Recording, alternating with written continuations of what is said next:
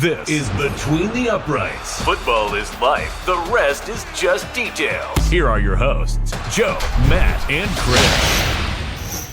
With multiple teams already having playoff positioning locked up, they already know where they're going to be at. Nothing changes, right? You're talking the Chiefs, you got the Bills. It's all locked up. The question arises. Is it worth resting players, or are you concerned about rust? Now, there have been tons and tons and tons of research done on this to decide, what is the best course of action? Can the body really handle sitting down when it's been, getting into this rhythm of doing all this stuff? Is it good for the player's mental state? How about injuries? Are you concerned about injuries? And there have been multiple cases where this has happened. Sammy knows this pretty well. The Miami Dolphins playing late in the year. Bradley Chubb's out there in a game that is already decided, gets injured. That was a key component they traded for that year to have him there. Gets hurt, doesn't play in the playoffs.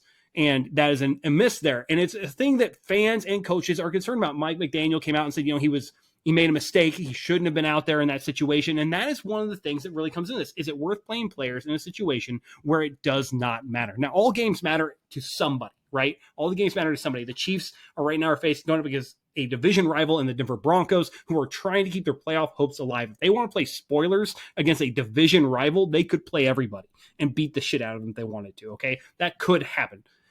But they have a bigger picture in mind, right? They're trying to win a Super Bowl. Is really something petty as holding down a division rival worth it to them? Who knows? The Bills, same thing. Going against the New England Patriots. The New England Patriots get the number one pick. If they lose, do they want to rest their starters and fuck New England out of the number one pick? It all depends. All those things come into play. The coaches all have bigger things to worry about, bigger fish to fry. The Eagles, the Bills, and the Chiefs are the main teams that are supposedly resting starters, with the Rams possibly doing it depending on how they feel, as their playoff hopes have already been sealed. Whether or not they get the 3 or the 4 seed is what it comes down to for them.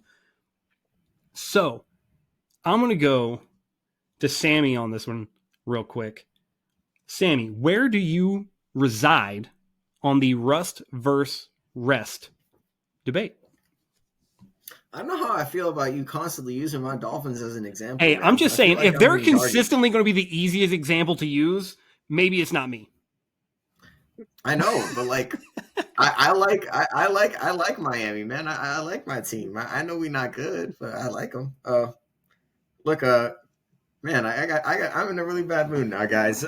Look, as for rest versus rust, it really, it depends on circumstances. It really does. I think for a team like the Chiefs, it doesn't matter if they rest or not. I really don't, because they're the freaking Chiefs, bro. They're back-to-back champs. What are we talking about here? All right, Patrick Mahomes, 2 weeks without playing football. I don't think that really faces him. If anything, that makes him healthier. He's ready to go. He's nursing an ankle injury. He's going to be healthier now than ever with these next 2 weeks of rest. Also, I do think that this is an opportunity to test things out in the playbook for a guy like Andy Reid. Hey, let's see if this works. Let's see if that works. I think this is a great time to say, let's see what works, what doesn't work. Let's use this game to formulate some kind what plays are we taking into the playoffs that could work against on a third down against the Bills in the third quarter. What could we really do here? For certain teams that matters. I think teams that are not that experienced, teams that are just need the reps. I think a team like the Vikings and Sam Darnold, I think that team would benefit from playing the entire season. And I know injury, if the game's out of your control, pull your players. Obviously, if the game is out of your control, right? Man, that hurts. It really does. If it's out of your control, obviously pull your players. But if you play to win the game, I feel this is a weird thing to do, and this has always been a very unfair notion for both fans and organizations alike. Owners are oh man, I don't want to win this game. Can you imagine an owner saying, I don't want to win this game because I want a higher draft pick? The fans are thinking the exact same thing. Okay, what about the players that are putting on their pads and are getting fired up by their head coaches to go out there and play? What about them? What are we going to say to them? Say, oh, sit it out, man. Sit it out. Oh, it's the playoff. You already locked the playoff thing. Sit it out. Certain circumstances, I get it because you're playing for something bigger. But some circumstances, bro, like you're playing football. Like we're playing a football, a very like rah sport, right? This is a sport like that you need to get fired up. And for a guy like Patrick Mahomes, for a team like the Chiefs, they've been there before, time after time after time again. It won't matter to a team like them, okay? It won't. But for a team like that really hasn't been there before, they want to be on their A game. They want to be as healthy as they want to be as ready as possible. And if that means playing week 18 against a team that might not make the playoffs, that means playing that game. I get it. Like, you don't want to risk your injury. Obviously, moderate your snaps, but like, don't go out there saying, "Oh, we're gonna just like screw it. If we win, we win. We don't." No, we're going out there to win this game. Like, I'm not. I don't think any team should go out there with like, let's just like go out there. No. Maybe moderate their snaps. Maybe lessen the workload of certain players, right? Like, don't target Justin Jefferson on a double team. Like, maybe don't do stupid plays. Maybe don't do that. But going out there, I'm going out there to win. I don't know about you guys. Like, I feel like when you go out to play a sport like football, very physical, you turn on blast music in your ear, preparing yourself to go, taking smelling salts or whatever they're called. You gotta go out there and you gotta be ready to play. And for the Chiefs, maybe they can get away with that because they're back-to-back champs, okay? And they've done it all the ways, with a bye, without a bye, on the road. It doesn't matter. But for a team that hasn't been there, you got to be ready to go. Especially a team like the Vikings that, like, if they do end up, which I do think they'll get the bye. If they do end up getting the bye, they should, at practice, they better be ramping it up, because the next team they play in the first round is going to be a team. Like, this is gonna be one of those teams that it's a nightmare to play as your first playoff home game. It's a nightmare. So, for the NFC in particular, you got to be ready to go. But for a team like the Chiefs, man, I don't know if this makes too much sense, but like, it doesn't really matter for them. Like, it doesn't, because they've done it every way possible.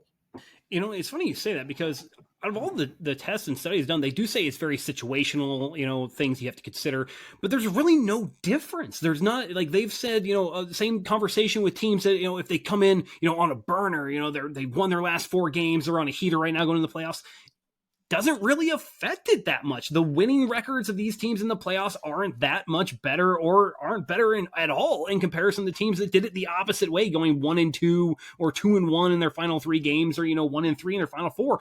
It doesn't really change how these teams go into the playoffs. It doesn't change how they operate. The records are actually a little better for the teams that kind of come in kind of clunking a little bit. So you kind of look at this rust versus rest, you know, conundrum debate, and it is 100% situational, and it does depend on the situation, the team, and the players.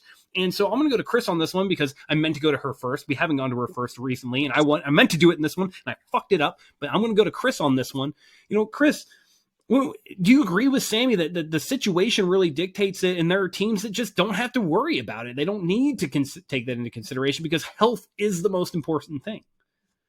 I think for teams going into playoffs, I think health absolutely should be the most important thing. And also, I think Sammy made a great point, and I really didn't think about it until he just said. And I think moderation should probably be one of the best ways to go for certain teams. Now, for the Chiefs, no, I don't necessarily think it matters. The only thing I would say for the Chiefs is I would give specifically their rookie wide receiver a little bit of time, because this will be his first playoff appearance. This will be his first time being in the NFL, going to the playoffs, and we all know, like, the playoff feel is very different from a regular season game. It is very different. It's very hostile on both sides of the ball. Like, it's a whole different animal. So I would say moderate, yes, because you don't want him to get hurt, but also, like, it's football. So if you're going to be out there playing, there's always going to be that, you know, there's always going to be that opportunity where you may run wrong or get hit wrong or hit somewhere, you know, you trip on something. It happens. My biggest thing is, now this is really going to matter because it doesn't matter to him, but the Eagles better not put Saquon Barkley down. Better not do it. This is like a once in a lifetime opportunity for him to get this record and crush it. And I am hoping even though he's already said he doesn't carry the way, he really cares about the game. So I get it. But as a fan, I hope to see that record broken. But anyways, I can't say I have seen it kind of both ways. I will say, like, as a Patriots fan, which I'm sure y'all paid attention to this as well, where it's like there were a couple years where we got the bye, and then we went one and done in the playoffs, and I do feel like that had a lot to do with rust. And it could just be, like I say, it could be have a lot to do with the people that are around you and the people that you're playing with, and some of them maybe aren't as aren't as well known as far as like how to handle themselves when it comes to playoff time. um so I think that mattered. And then also on the other side of that, you've seen where they've had to go into the wild card and that just gave them boost and fire and they ended up in Super Bowls. And we've seen it both ways. So I do think it does have a lot to do with the teams. I get trying to rest, especially ones that are maybe hurt or already kind of banged up. I would definitely rest them because they're going to need the time. And if you're looking at ones, especially like with if they have the number one seed, so you're talking about a 2 week bye, that's phenomenal for them. I mean, you're talking about specifically like the Lions, particularly maybe having their running back, coming into the divisional round. They may have him back. They're already talking like if they can get to the Super Bowl, they're going to get their big defensive player back. So those are huge for players I feel like that are hurt. But if you can moderate them and at least give them a couple snaps, even if it's like, hey, we'll give you, it's almost like preseason, right? You give them one or two drives off season, offside, defense. Give them one or two rounds, and then let them out and just let your young guys in. Let them see how it feels. There might be certain people that you're trying to test out and see if they're worth keeping on our team, because you do still have to keep the draft in mind, especially like you have a playoff coming up, which means you're going to be behind everybody else who's already doing draft stuff. So it might give you the opportunity to really look at the guys behind you that you have that might be on your practice squad, and you want to see what they have available, so kind of up front, once you're done with the playoffs, what you're looking at, and as far as what your team needs going forward through the offseason. So I personally don't think it really matters either way, to be honest, but I do feel like the moderation's a good point.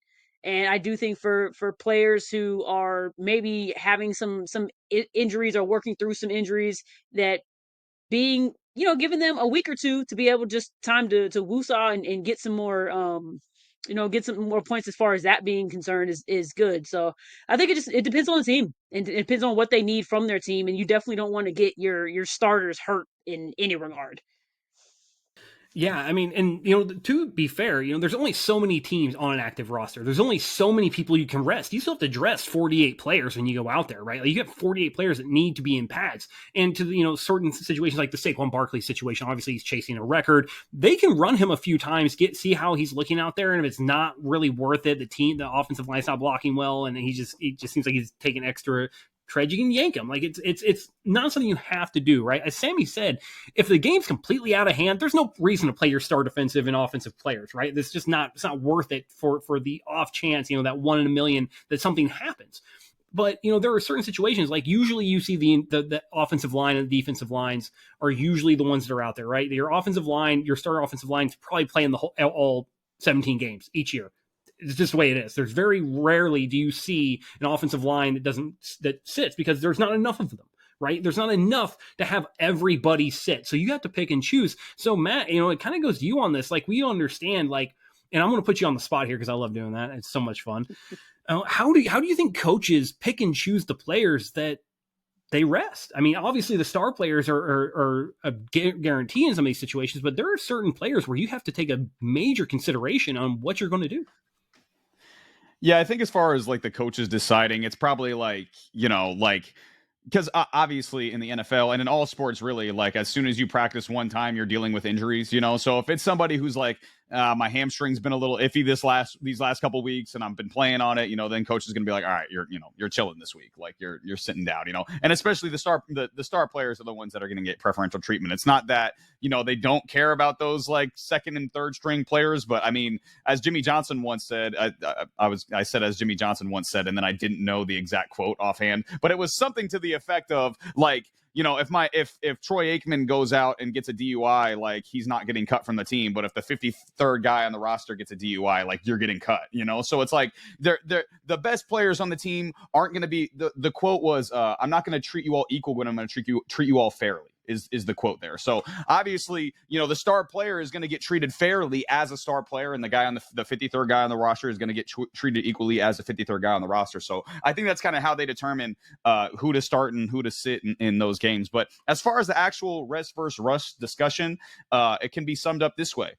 If the number 1 seed wins, it's rest, and if the number 1 seed loses, it's rust. That's how it always ends up working. The rest versus rust discussion is always determinant on what happens after the game is over. Like if the team loses, it was rust. If they win, it was rest. So people just try to pick and choose their narrative and decide what they want based on what happens, the actual result of the game. As opposed to what the real data is. Because like Joe said, there's no real one way or another like what's better. There's no real like this is a proven fact, like this is going to get you better, more wins in the playoffs. Like there's no factual information behind that, so there's nothing to really go off of there. It's all situational. Like Sammy mentioned, am I worried about the Chiefs having 23 days rest and getting their entire team healthy and going into the playoffs and looking at three-peat? No, I think it probably benefits them more because they know exactly who they are going into the playoffs. You don't have to wonder who the Kansas City Chiefs are. The Kansas City Chiefs are going to get there, and exactly who the hell the Kansas City Chiefs are, and they're going to do their thing. They know how to operate in those situations.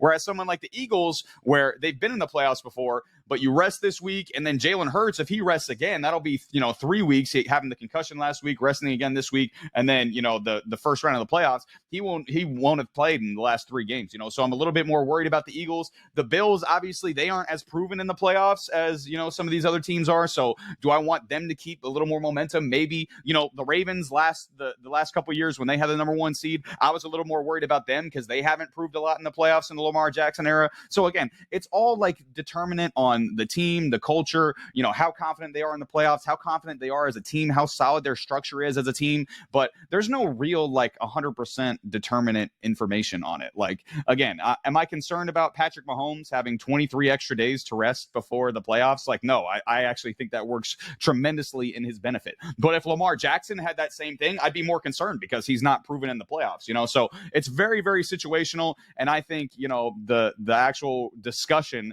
is just based on the result. Like we base our opinion off of what the result is as opposed to what the actual data is behind it. And you're 100% right. Like as Chris was saying, when I think that I can't remember who we faced in those games where we did our one and done. I know that the Baltimore Ravens definitely came in there and smacked us around one time.